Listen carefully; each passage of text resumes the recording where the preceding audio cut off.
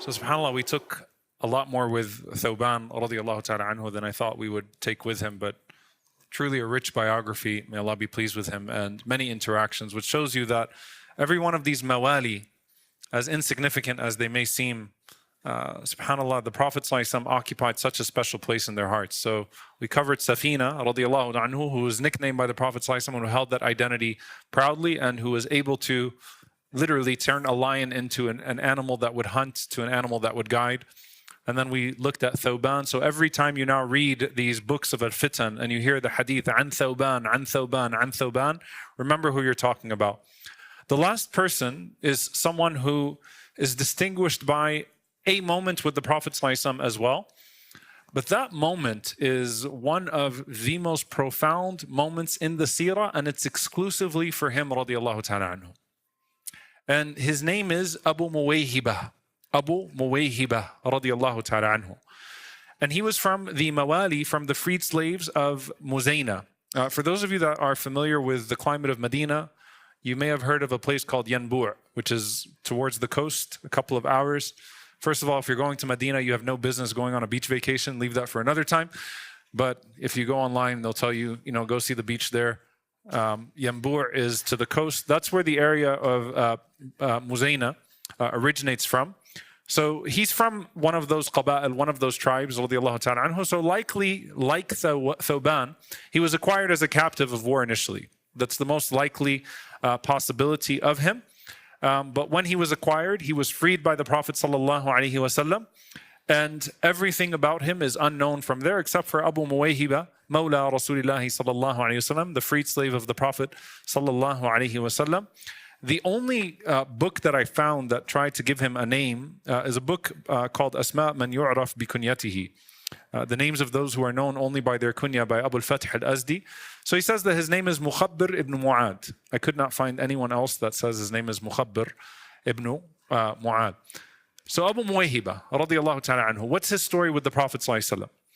At some point, he's established amongst Ahl al-Suffah. So he came to Medina and he was amongst those that lived in the masjid of the Prophet sallallahu alaihi wasallam and was taken care of by the companions of the Prophet sallallahu alaihi wasallam, but also Ahl al-Suffah was like a seminary inside the masjid, right? The people of al-Suffah, they learned hadith, they learned ilm, they learned the mannerisms of the Prophet ﷺ and his companions. I mean, you're in the masjid of the Prophet ﷺ constantly. And the only battle that we have him participating in is the battle of Muraysir, which is also known as Bin al-Mustaliq. And this was the battle 5 years after Hijrah, where Aisha radiallahu anha would be slandered after that, right? The slander of Aisha radiallahu anha comes after this battle. And subhanAllah, it just so happens that Ibn Manzur says that Abu Muwayhiba was the one who was كان يقود بعائشة رضي الله تعالى عنها بعيرها, that he was the one that actually used to take her camel around. So the whole story of Hadithatul Ifk, the slander of Aisha radiallahu anha, her being left behind, them thinking that she's on the camel. If you just have an image of a man radiallahu ta'ala anhu, Abu Muwayhiba was the man that was walking with the camel of Aisha radiallahu ta'ala anha and in charge of that camel under normal circumstances.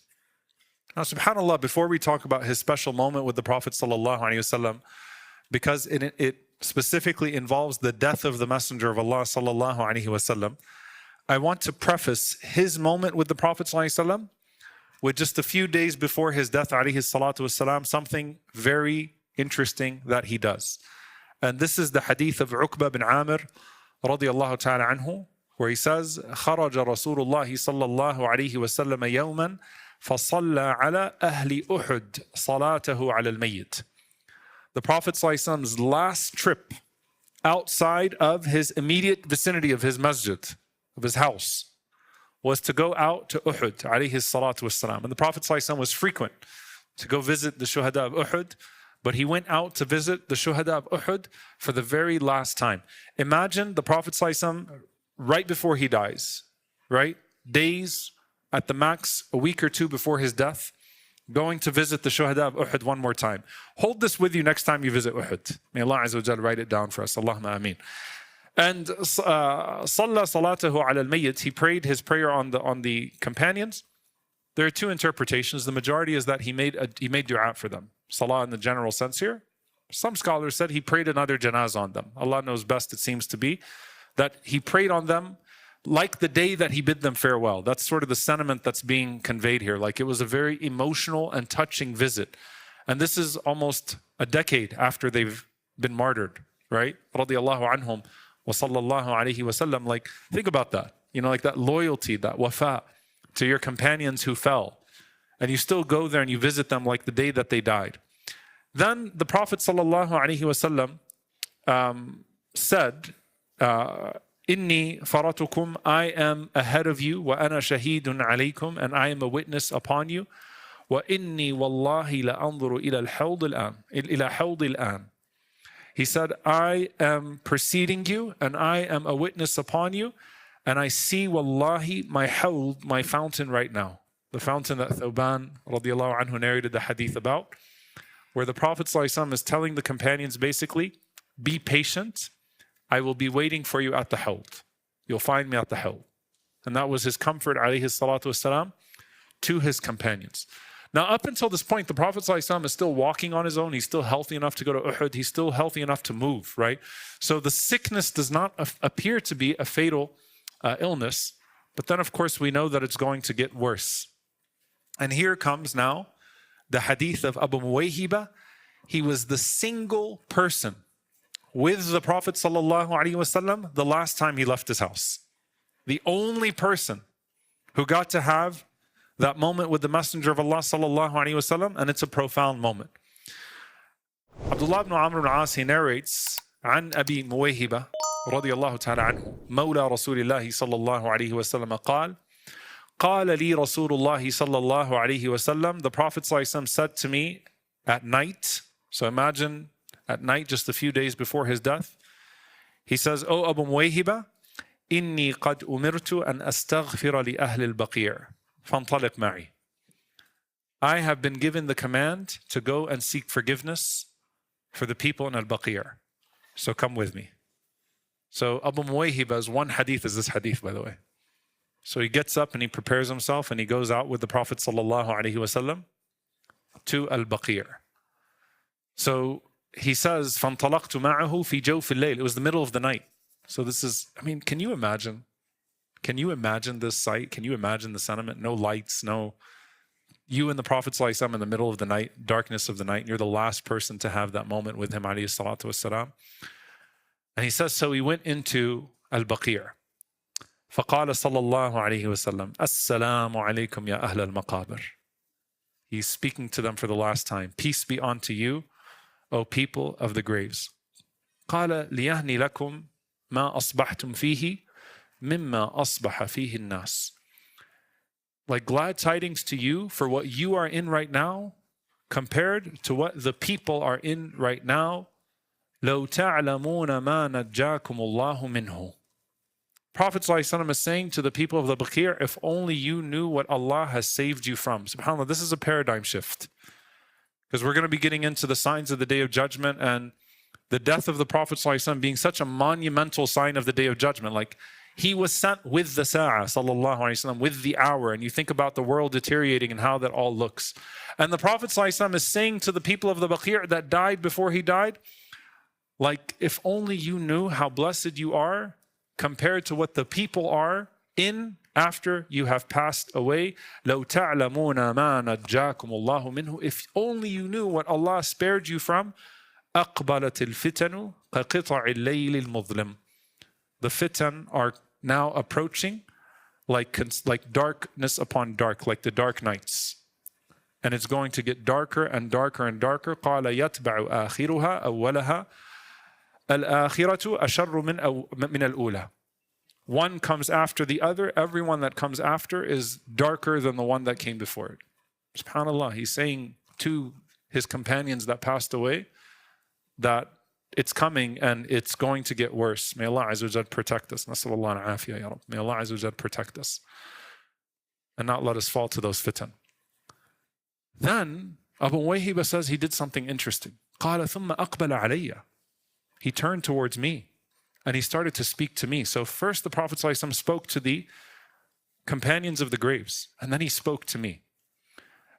middle of the night, it's just me and the Prophet ﷺ. Who am I for the Prophet ﷺ to even acknowledge me, right? To even talk to me and to even give me this type of sha'n, this type of importance. But he says, Ya Abu Muwayhiba, O Abu Muwayhiba, إني قد أوتيت بمفاتيح خزائن الدنيا والخلد فيها.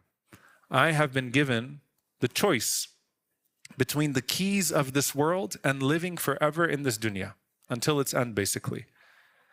ثم الجنة or الجنة. قال فخيرت بين ذلك وبين لقاء ربي.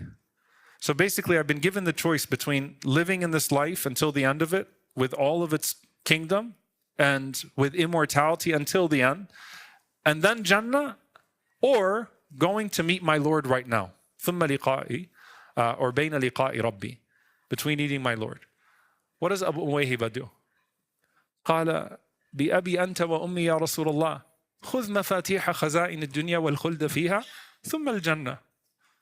You know, may my mother and father be sacrificed for you, O Messenger of Allah. Go ahead and take the first option. Stay in this dunya with us. Choose us. Stay with us. And then you'll get Jannah later on.